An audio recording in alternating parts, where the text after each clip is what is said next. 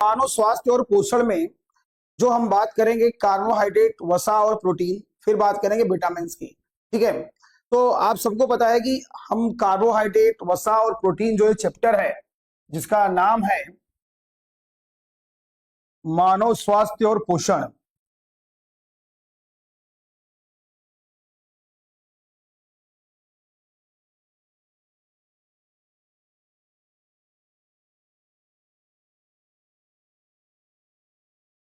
मानव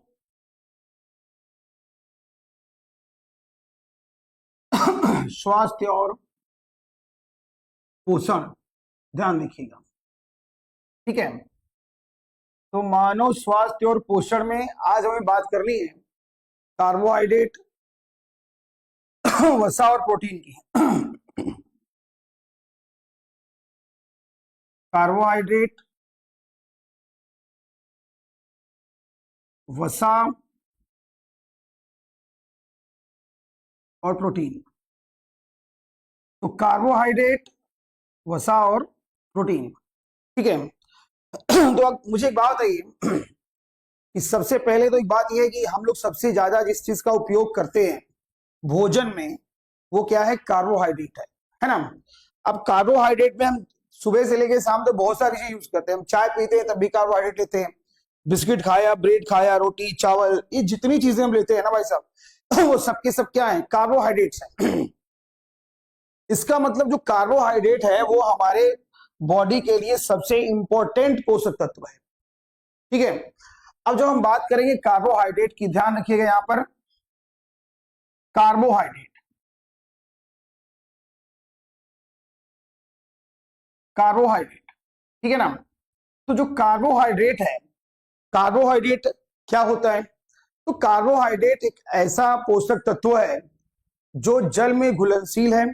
ठीक, लेकिन वे कार्बोहाइड्रेट जो जल में घुलनशील होते हैं, है ना, वो एग्जैक्टली क्या है, मोनोसेक्राइड्स। ठीक है, और कार्बोहाइड्रेट्स का अगर हम फार्मूला देखेंगे तो ये आता है CH2O, CH2O, ठीक है ना, मतलब C+H2O, जलयोजित कार्बन। इसका मतलब हो गया कि carbohydrate is a hydrated carbon. क्या है ये, हाइड्रेटेड कार्बन है, मतलब ये है जलयोजित कार्बन। और जलयोजित कार्बन का मतलब हो गया ऐसे कार्बनिक जो जल में क्या है, घुलनशील है। ठीक है, अब जल में घुलनशील है, इसका मतलब हम देखेंगे कि जल में घुलनशील क्या है, चीनी भी जल में घुलनशील है ना, ग्लूकोज भी है। तो जल में घुलनशील जो है वो क्या होते हैं, कार्बोहाइड्रेट्स होते हैं। और 1 ग्राम कार्बोहाइड्रेट्स अगर देखा जाए, ठीक है, तो हमें 4 कैलोरी ऊर्जा देती है। 1 मिलीग्राम कार्बोहाइड्रेट का यूज करेंगे तो कितनी मिलती है हमें, 4 कैलोरी ऊर्जा प्राप्त होती है। अब बात करते हैं कि कार्बोहाइड्रेट्स को हम कहते क्या है। तो कार्बोहाइड्रेट्स जो है कोशिकाओं का बेसिक फ्यूल कहा जाता है। कभी कभी क्वेश्चन पूछा आता है कि कोशिकाएं सबसे पहले किस चीज का यूज करती हैं ऊर्जा बनाने के लिए, तो कार्बोहाइड्रेट का यूज करती हैं। ठीक है, अब कार्बोहाइड्रेट क्या होती है भाई, कार्बोहाइड्रेट क्या है, basic fuel of the cells. क्या है, ये है कोशिकाओं की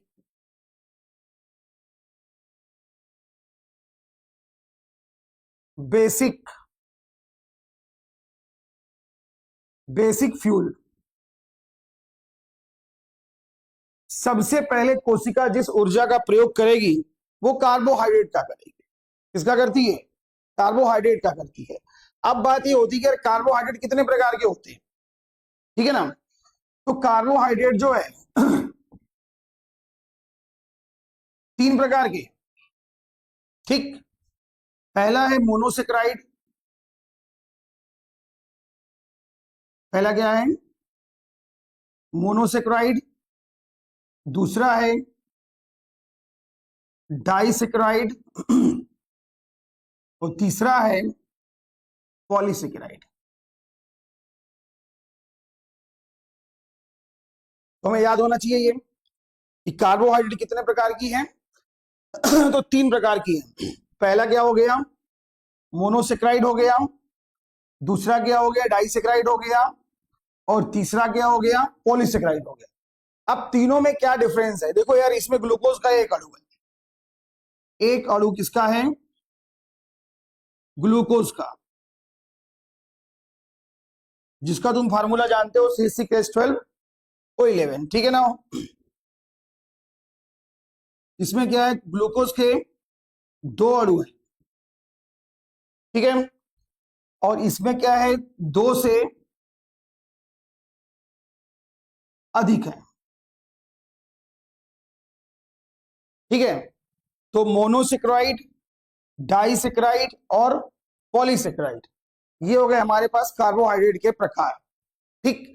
अब जो कार्बोहाइड्रेट है वो मोनोसेक्राइड क्या है, डाइसेक्राइड क्या और पॉलीसेक्राइड क्या। एग्जाम में बहुत सारे प्रश्न कार्बोहाइड्रेट और इसके पार्ट्स को लेकर पूछे जाते हैं, तो हम आगे देखेंगे। सबसे पहले बात करेंगे मोनोसेक्राइड की। मोनोसेक्राइड, अब मोनोसेक्राइड कार्बोहाइड्रेट क्या होते हैं भैया, जल में घुलनशील, सबसे सरलतम कार्बोहाइड्रेट है ये, ठीक है। अब इसमें क्या क्या आएगा, प्रश्न पूछा आता है कि अगर प्रश्न दे दिया गया कि इसमें से कौन सी कार्बोहाइड्रेट मोनोसेक्राइड है या डाइसेक्राइड है, तो कैसे हम पहचानते हैं। तो मोनोसेक्राइड कार्बोहाइड्रेट की एग्जांपल देखते हैं हम लोग। सबसे पहले ग्लूकोज, ग्लूकोज।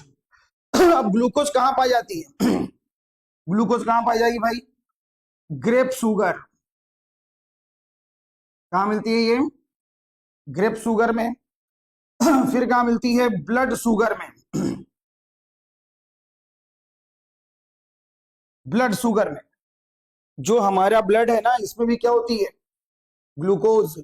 याद करो, कभी कभी हम लोग कहते हैं किसी आदमी को डायबिटीज हो गया, इसका मतलब क्या हो गया, डायबिटीज होने का मतलब हो गया कि उसका पेंक्रियाज काम नहीं कर रहा है। और पेंक्रियाज काम नहीं कर रहा है, इसका मतलब कि जो इंसुलिन है वो ग्लूकोज को ग्लाइकोजन में चेंज नहीं कर रहा है। इसका मतलब कि जो बचा हुआ ग्लूकोज है वो ग्लाइकोजन ना बन करके हमारे ब्लड में क्या हो रहा है, दिखाई दे रहा है ना। तो इसका हमेशा एक चीज और याद रखना कि लोग कहते हैं कि चीनी खाओगे तो क्या बोलते हैं, शुगर हो जाएगा। ऐसा है नहीं बेटा, चीनी खाने से कभी शुगर नहीं होती है। शुगर तब होती है जब तुम्हारा पेंक्रियाज काम नहीं करता है ना।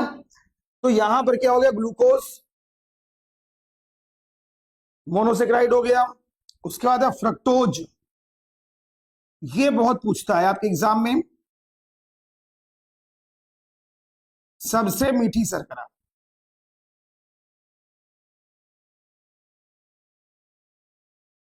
सबसे मीठी शर्करा कौन सी हो गई, फ्रक्टोज हो गई। किसमें पाई जाती है, ये पाई जाती है शहद में, और किसमें पाई जाएगी, फलों में। शहद में और फलों में क्या पाई जाएगी, फ्रक्टोज, ठीक। ये सबसे मीठी शर्करा होती है, याद रखना, ठीक है। दूसरा हमारे पास क्या है, फ्रक्टोज के बाद आता है गैलेक्टोज। क्या नाम है इसका, गैलेक्टोज। ध्यान से देखते रहो बस, गैलेक्टोज। गैलेक्टोज किसमें पाए थे, मिल्क में, मिल्क में, ठीक है। तो अब अगर प्रश्न पूछा अगर जाएगा कि इनमें से कौन सी मोनोसेक्राइड है, तो मोनोसेक्राइड कौन सी हो जाएगी, ग्लूकोज हो जाएगी, फ्रक्टोज हो जाएगी, ठीक है ना। उसके बाद गैलेक्टोज हो जाएगी, ठीक। कहां कहां पाई जाती है, तो ग्लूकोज हमारा हो गया ग्रेप शुगर में, ब्लड शुगर में। फ्रक्टोज हो गया सबसे मीठी शर्करा, शहद में और किसमें, फलों में, ठीक है। गैलेक्टोज की बात करेंगे तो पाया जाएगा मिल्क में। ये हमारा हो गया क्या चीज, मोनोसेक्राइड। अब आते हैं डाइसेक्राइड पर। डाइसेक्राइड, जो डाइसेक्राइड है इसमें है दो ग्लूकोज के अणु हैं, ठीक। क्या क्या आएगा इसमें भाई, माल्टोज, मल्टोज। माल्टोज बड़ा इंपॉर्टेंट है। माल्टेज कहां से मिलेगा, माल्टोज अंकुरित अनाज से। आप अंकुरित अनाज भी लिख सकते हो और अनाज भी लिख सकते हो। ठीक है, याद करो जब हम पढ़ते हैं डाइजेशन सिस्टम ना, तो हमारे लार में पाया जाता है टाइलिन। ठीक है, जो टाइलिन होता है वो स्टार्च को माल्टोज में क्या कर देता है, चेंज कर देता है, कन्वर्ट करता है। ठीक है, तो माल्टोज क्या है, डाइसेक्राइड कार्बोहाइड्रेट। ठीक है, एंड देन आते हैं हम लोग माल्टोज के बाद किस पर आते हैं हम लोग, लैक्टोज। लैक्टोज ये भी कहां पाई जाती है, मिल्क में। और एक चीज याद रखना, इसे ब्रेन शुगर कहा जाता है। क्या कहते हैं इसको, इसको कहते हैं ब्रेन शुगर। क्या कहते हैं इसको इसे ब्रेन शुगर कहते हैं। ठीक, जो थर्ड वाला हमारे पास है वो आता है सुक्रोज। सुक्रोज ये मिलता है यार गन्ने से। किससे मिलता है, ये गन्ने से। अब इसको बहुत सारे नाम से भी जानते हैं। ठीक है ना, जैसे अगर हम देखते हैं इसको हम कहते हैं ट्रेड शुगर कहते हैं। क्या कहते हैं इसको, ट्रेड शुगर। इसलिए कहते हैं क्योंकि इसका व्यापार हम सबसे ज्यादा करते हैं। ठीक है, उसके बाद कहते हैं टेबल शुगर। टेबल शुगर कहते हैं, क्यों कहते हैं, क्योंकि ये हमारे डाइनिंग टेबल पर रखी होती है। तीसरा क्या हमारे पास है, किचन शुगर। किचन शुगर क्योंकि ये हमारे किचन में होती है। तो कभी भी आपसे अगर ये पूछता है कि ट्रेड शुगर कौन सी है, टेबल शुगर कौन सी है, या किचन शुगर कौन सी है, तो सब किसमें हो जाएगा हमारे पास, सुक्रोज में। सुक्रोज किससे मिल रहा है, गन्ने से मिल रहा है। ठीक है, तो डाइसेक्राइड में क्या हो गया, माल्टोज, लैक्टोज और सुक्रोज। ठीक है ना, बहुत सिंपल सा है, याद रखने का बड़ा अच्छा तरीका आपका। ठीक है ना, माल्टोज, लैक्टोज और सुक्रोज। क्लियर। अब आते हैं हम लोग कहां पर, आगे चलेंगे, पॉलीसेक्राइड। पॉलीसेक्राइड, और ये है भैया जटिल कार्बोहाइड्रेट। क्या है ये जटिल कार्बोहाइड्रेट जब मैं कह रहा हूं तो इसका मतलब ये हुआ कि ये जल में अघुलनशील है। क्या है ये जल में अघुलनशील है। जल में अघुलनशील है मतलब नॉट सोल्यूबल इन वाटर। बात समझ में आ रही है, ये जल में अघुलनशील होते हैं। अब बात ये कि इसका एग्जाम्पल क्या क्या है। ठीक है, इसका एग्जाम्पल देते हैं हम लोग ग्लाइकोजन। क्या है, ग्लाइकोजन। अब ग्लाइकोजन क्या होता है, देखो यार, ग्लूकोज ग्लाइकोजन में चेंज होता है और लीवर में संचित होता है। क्वेश्चन पूछा आता है, ठीक है ना, ये पक्का 100% बहुत इंपॉर्टेंट क्वेश्चन है कि ग्लाइकोजन किस रूप में ग्लूकोज किस रूप में संचित होता है, कहां संचित होता है, ग्लूकोज को ग्लाइकोजन कौन बनाता है, ये सारी चीजें। ठीक है ना, तो ग्लाइकोजन जो है ना यार, ये कहां होता है, लीवर में होता है। कहां होता है, लीवर में। और ग्लाइकोजन बनाता कौन है इंसुलिन। इंसुलिन जो अग्नाशय में है, ये ग्लूकोज को क्या बना देगा, ये ग्लाइकोजन, ध्यान रखिए। और ये ग्लाइकोजन कहां संचित हो गया लीवर में। तो क्वेश्चन हमारा यहां से निकलता है, दो तीन ऐसे निकल जाते हैं। ठीक है, कि इंसुलिन का काम क्या होता है, तो ग्लूकोज को ग्लाइकोजन बनाना। ठीक है, ग्लूकोज किस रूप में फॉर्म होता है, तो ग्लाइकोजन के रूप में फॉर्म होता है। फिर ग्लाइकोजन कहां होता है, तो लीवर में होता है। फिर अगला क्वेश्चन पूछता है कि जंतुओं में जो ये संचित होता है जंतुओं में भोज्य पदार्थ के रूप में संचित होता है लीवर में, क्या चीज, ग्लाइकोजन। ठीक है, दूसरा एक और चीज याद रखिए कि जंतुओं के साथ साथ कवक, जिसको हम कहते हैं फंगी, फंगी में भी, कवक में भी अगर देखा जाए तो ये भोज्य पदार्थ के रूप में जो संचित होगा वो किस रूप में होगा, ग्लाइकोजन के रूप में। तो भैया मैं यहां लिख देता हूं कवक। अगर कभी भी आपसे प्रश्न पूछता है कि कवकों में भोज्य पदार्थ के रूप में किस रूप में संचित होता है, तो ग्लाइकोजन के रूप में होता है। ठीक है, उसके बाद आता है ग्लाइकोजन के बाद स्टार्च। स्टार्च, आलू और अनाज किसमें मिलेगा, ये आलू और अनाज में मिलता है। क्लियर है? याद करो, व्रत में रहते हैं हम लोग तो आलू खाते हैं, है ना। अधिक से अधिक आलू का सेवन करते हैं, क्यों? ज्यादा एनर्जी है इसमें, है ना। साबूदाना का यूज करते हैं, स्टार्च है, याद करो, ठीक है। तो स्टार्च अनाज भी मिलता है। मांड का नाम सुना है? मांड का नाम, जो चावल का मांड होता है वो भी स्टार्च ही है, ठीक है ना। और स्टार्च होता है, बड़ा इंपॉर्टेंट होता है। गांव में पहले महिलाएं जो है उस स्टार्च या मांड में नमक मिलाकर के यूज किया करते थे, है ना। तो इसको बहुत इंपॉर्टेंट दिया जाता है। अब तो कुकर में आप खाना बनाने लगे तो उसका कोई काम ही खत्म हो गया, लेकिन कुकर में बना हुआ खाना बड़ा नुकसानदायक होता है, इसको हमेशा याद रखना। कुकर में भोजन पकता नहीं है, गलता है। उसका नाम है प्रेशर कुकर। हाई प्रेशर पर क्या होता है, वो गल जाता है, लगता है हमको पक गया, नहीं पका नहीं। इसीलिए वो खाना खाने के बाद कभी कभी आपको इंडाइजेशन भी होता है, कभी कभी गला जलने लगता है, तो बहुत सारी चीजें होती हैं। अगर हम शुगर के पेशेंट को अगर हम चावल का मांड निकाल करके, स्टार्च निकाल के उसको खाने के लिए दे दें तो नुकसान नहीं करेगा। अगर उसको कुकर का चावल दे दें खाने के लिए तो बहुत नुकसान करेगा।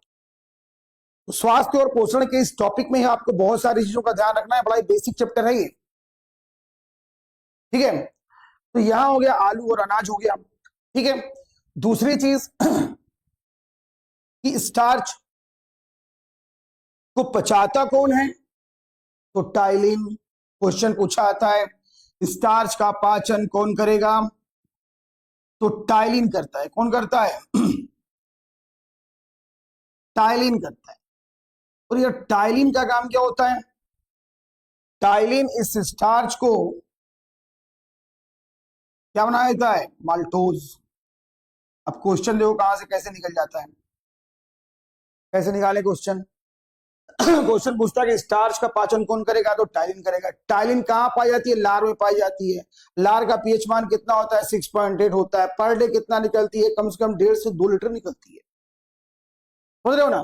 तो क्वेश्चन बनेंगे, बहुत सारे क्वेश्चन निकलते जाते हैं, बहुत सारे क्वेश्चन बनते हैं, ठीक है। तो यहां स्टार्च हो गया, और ये स्टार्च क्या है? पॉलीसेक्राइड। माल्टोज क्या है? डाइसेक्राइड, ठीक है। तो इसको तोड़ रहा है, बात समझ में आ रही है ना। तो यहां हो गया क्या चीज? टाइलिन। स्टार्च का पाचन किया, बना दिया, ठीक है। अगला आता है सेलुलोज। सेलुलोज। अब सेलुलोज प्रश्न अगर पूछा जाए कि पृथ्वी पर सर्वाधिक पाई जाने वाली कार्बोहाइड्रेट क्या है, तो आंख बंद करके मार देना है सेलुलोज।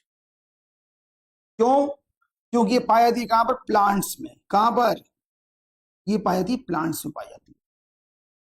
बात समझ में आ रहा है? तो ये कहां पाई जा रही है? प्लांट्स में पाई जा रही है। हमेशा याद रखिएगा इस चीज को। सेलुलोज प्लांट्स में है, और पृथ्वी पर सर्वाधिक पाई जाने वाली कार्बोहाइड्रेट, पृथ्वी पर सर्वाधिक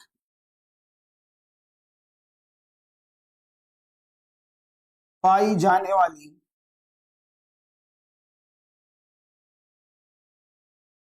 कार्बोहाइड्रेट है। अब एक और बढ़िया क्वेश्चन निकलता है इससे, ये जो कार्बोहाइड्रेट है इससे हम प्राप्त क्या करते हैं, तो इससे हम प्राप्त करते हैं रेयॉन फाइबर। क्या प्राप्त करते हैं? Rayon fibre. और जो रेयॉन फाइबर है ना, ये जो रेयॉन फाइबर, इससे हम बनाते हैं बुलेट प्रूफ जैकेट्स। ये याद रखना जरूर, ठीक है। मैं आगे स्लाइड कर रहा हूं।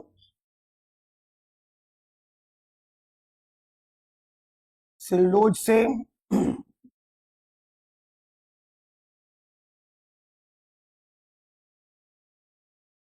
रेयॉन फाइबर मिलता है, और इससे क्या बनती है? बुलेट प्रूफ जैकेट्स बनाई जाती है, ठीक है। तो इसको याद रखिएगा। एक और होती है कार्बोहाइड्रेट्स, उसका नाम है काइटिन। क्या है? काइटिन। काइटिन अगर आपको पता होगा तो जितने भी आर्थ्रोपोडा संघ के जंतु हैं, उन आर्थ्रोपोडा संघ के जंतुओं के ऊपर की जो वाय परत होती है वो काइटिन की बनी होती है, ठीक है। और वो काइटिन क्या होता है? हमेशा चेंज होता रहता है। उस चेंज होने की प्रक्रिया को हम मोल्टिंग कहते हैं, ठीक है। तो ये कहां पाई जाती है? आर्थ्रोपोडा संघ के जंतु पर। आर्थ्रोपोडा संघ के जंतुओं की सबसे बाहरी परत होती है। समझ आ रहे हैं यहां तक? तो ये हमारे पास कार्बोहाइड्रेट है। हाँ, एक और कार्बोहाइड्रेट है जो अंडे में भी पाई जाती है, उसका नाम है मेनोज। क्या नाम है उसका? मेनोज। में अलग से बता दे रहा हूं आपको, नोट पॉइंट कर लीजिएगा।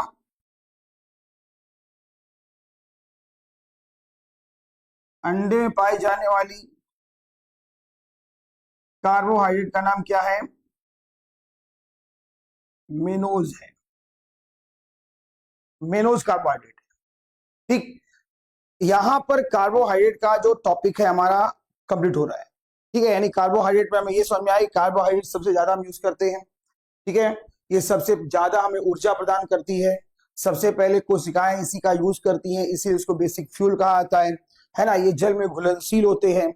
उसके बाद ये कितने प्रकार की होती है? 3 प्रकार की होती है, मोनोसेक्राइड, डाइसेक्राइड और पॉलीसेक्राइड्स। ठीक है, उसके पार्ट कौन कौन से हैं? मोनो में क्या क्या होता है, डाई में क्या होता है, पॉली में क्या होता है। और एक चीज जो सबसे इंपॉर्टेंट है, आप एक नाम सुना होगा आजकल, शुगर फ्री। ठीक है ना, याद रखना, शुगर फ्री। तो शुगर फ्री जो है, आप देखते हैं कि आजकल शुगर फ्री बिस्किट आते हैं, शुगर फ्री मिठाइयां बनती है। लेकिन यार, ये शुगर फ्री मिठाइयां किसके लिए? जो शुगर का पेशेंट है उसके लिए, है ना। अब शुगर का पेशेंट है उसके लिए मिठाइयां बन रही है, लेकिन वो क्या होती है? वो एक कृत्रिम शुगर है। क्या है ये? या एक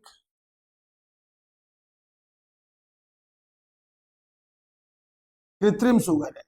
इसका फार्मूला होता है C7H5NO3S। और इसमें क्वेश्चन बड़ा इंपॉर्टेंट है कि शुगर फ्री में कैलोरी मान कितना होता है? कैलोरी होता है 0%। कैलोरी होती है 0। ठीक है, कैलोरी क्या है? 0 है। दूसरी चीज कि ये 400 से 500 गुना अधिक मीठी होती है प्राकृतिक शुगर से। ठीक है, नेचुरल शुगर से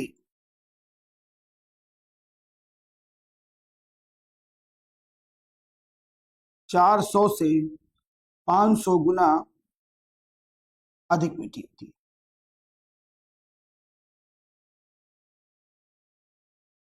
ठीक, तो आज का ये चैप्टर हमारे पास क्या था? कार्बोहाइड्रेट था। ठीक है, तो इसको आप एक बार देख लीजिएगा ध्यान से, कार्बोहाइड्रेट। और अगला जो चैप्टर होगा हमारे पास, इसका टॉपिक कब होगा? वसा और प्रोटीन। ठीक है, तो स्टार्टिंग करिएगा आप कार्बोहाइड्रेट को लेकर के। और कार्बोहाइड्रेट्स, वसा और प्रोटीन में आज हमने पहला चैप्टर डिस्कस किया है कार्बोहाइड्रेट का, जो आने वाले किसी भी एग्जाम के लिए बहुत इंपॉर्टेंट है। ठीक, थैंक यू।